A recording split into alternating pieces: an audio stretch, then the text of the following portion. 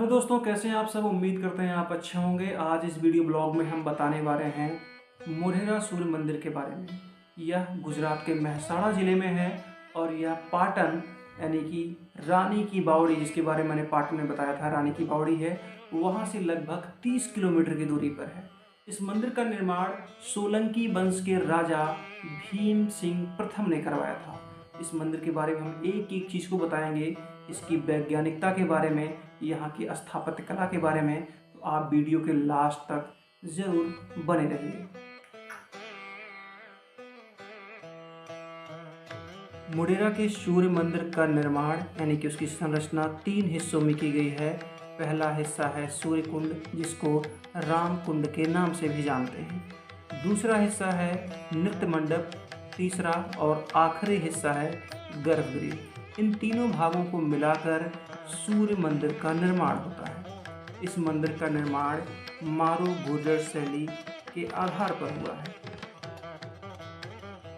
लगभग 1026 से 1027 के मध्य इस मंदिर का निर्माण हुआ था। इस मंदिर का निर्माण सोलंकी वंश के शासक राजा भीम सिंह प्रथम द्वारा कराया गया था। वैसे तो बहुत सारे मंदिरों का निर्माण हुआ है, लेकिन जितनी वैज्ञानिकता इस मंदिर में दिखलाई देती है, शायद ही किसी अन्य मंदिर में आपको दिखाई देगी। इस मंदिर की सबसे बड़ी विशेषता जो है कि यह मंदिर कर्क रेखा के सीध पर स्थित है। कर्क रेखा यानी कि 23.5 डिग्री की रेखा पर स्थित है और इसके कारण 21 जून को जब सूर्य उत्तरायण होता है, कर्क रेखा के सीधे ऊपर होता है, तो उस समय यह मंदिर पर जो रोशनी पड़ती है सूर्य की, वह इसके गर्भगृह में पड़ती है। मंदिर के गर्भगृह में भगवान सूर्य की विशालकाय प्रतिमा थी। कहा जाता है कि यह प्रतिमा लगभग 12 फीट ऊंची थी और यह प्रतिमा सोने की बनी हुई थी। इस प्रतिमा में एक मुकुट लगा हुआ था जिसमें एक मणि लगी हुई थी। यह मणि बेहद चमकदार थी।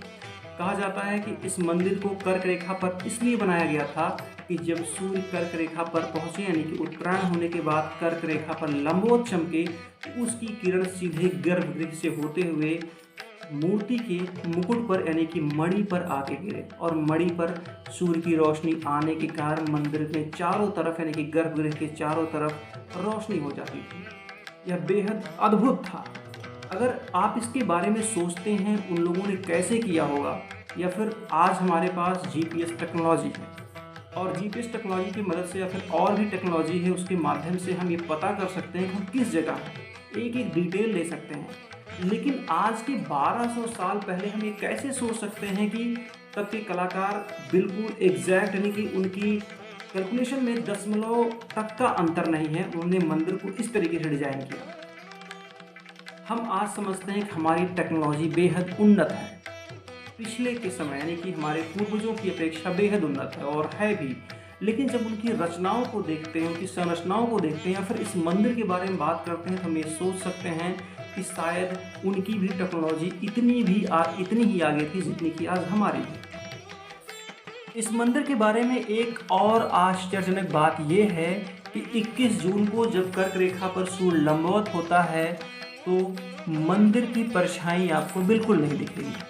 उसका एक सीधा सीधा कारण ये है कि जब सूर्य की किरणें लंबवत चमकती हैं, सिर के ऊपर अगर आपके चमकेंगी तो आपकी जो परछाई है, शैडो है, वो दिखाई नहीं देगी। मंदिर के साथ भी यही चीज़ें होती हैं कि जब मंदिर के ऊपर 21 जून को सूर्य की किरण सीधे पड़ती है तो मंदिर की छाया नहीं बनती है।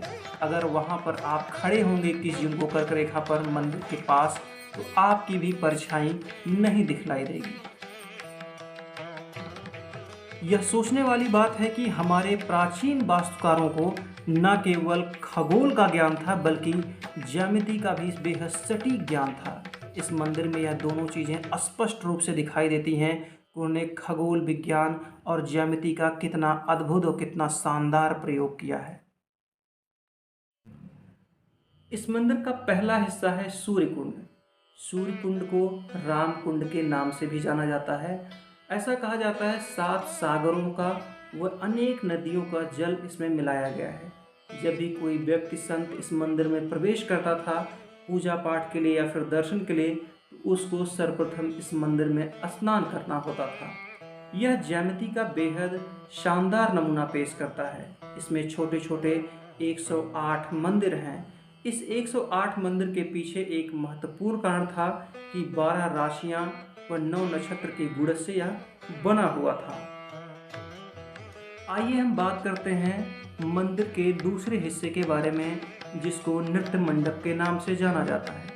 यदि हम नृत्य मंडप और गर्भगृह को मिलाकर देखें तो यह एक कैलेंडर की भांति दिखलाई पड़ता है।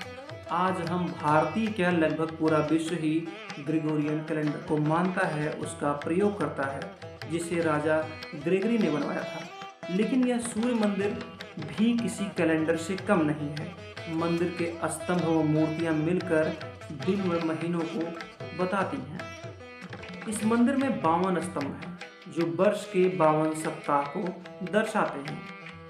इस मंदिर की दीवारों पर जो आप हाथियों का क्रम देख रहे हैं, इनकी संख्या 364 है, जिसमें से 364 हाथी है। इसके बाद एक शेर बना हुआ है, यानी कि 364 हाथी व एक शेर को मिलाकर 365 होता है, जो एक वर्ष के 365 दिनों को दर्शाता है।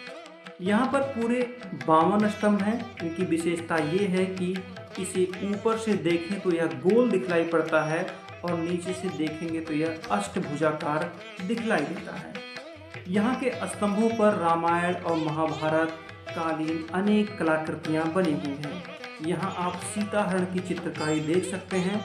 इस चित्रकारी में माता सीता रावण को भिक्षा दे रही हैं, जो कि ब्राह्मण के रूप में है, और ऊपर पुष्पक विमान को दिखाया गया है, जिसमें रावण माता सीता का हरण करके ले जा रहा होता है। वहीं एक और चित्रकारी हम देखते हैं, जहाँ पर वाटिका में, अशोक वाटिका में माता सीता बैठी हैं और त्रिजटा, जो कि पुत्री रहती हैं विभीषण की, वह माता सीता को संतावना देती रहती हैं। इस दीवार पर एक और कलाकृति है, जिसमें यह दर्शाया गया है एक माँ के गर्भ से एक बालक का जन्म होता है। उसके आसपास खड़ी महिलाएं उसकी मदद करती हैं। इस चित्रकारी के माध्यम से हम समझ सकते हैं कि यह एक जीव विज्ञान की उन्नत कला को भी दर्शाता है। धर्म, अर्थ, काम और मोक्ष, ये जीवन के 4 स्वरूप होते हैं। इन 4 स्वरूपों को इस मंदिर की दीवारों पर कलाकृतियों के माध्यम से बेहद अद्भुत तरीके से प्रदर्शित किया गया है। इस मंदिर पर अनेक मुगल आक्रमण हुए, जिनमें से एक आक्रमण था अलाउद्दीन खिलजी का। अलाउद्दीन खिलजी ने इस मंदिर के कई हिस्सों को नष्ट कर दिया, गर्भगृह को चोट पहुंचाई, वहां से मूर्ति को लूट लिया। सनातनी परंपरा है कि किसी भी टूटे हुए मंदिर, खंडित मंदिर में ईश्वर की पूजा नहीं होती, इसलिए आज भी आप वहां पर किसी व्यक्ति को पूजा करते हुए नहीं पाएंगे। इस सनातनी परंपरा के मंदिर के बारे में आप क्या सोचते हैं? इस मंदिर के कलाकारों के बारे में क्या सोचते हैं? इसकी वैज्ञानिकता के बारे में क्या सोचते हैं? कमेंट करके ज़रूर बताएं। यह भी बताएं कि यह वीडियो आपको कैसा लगा। धन्यवाद।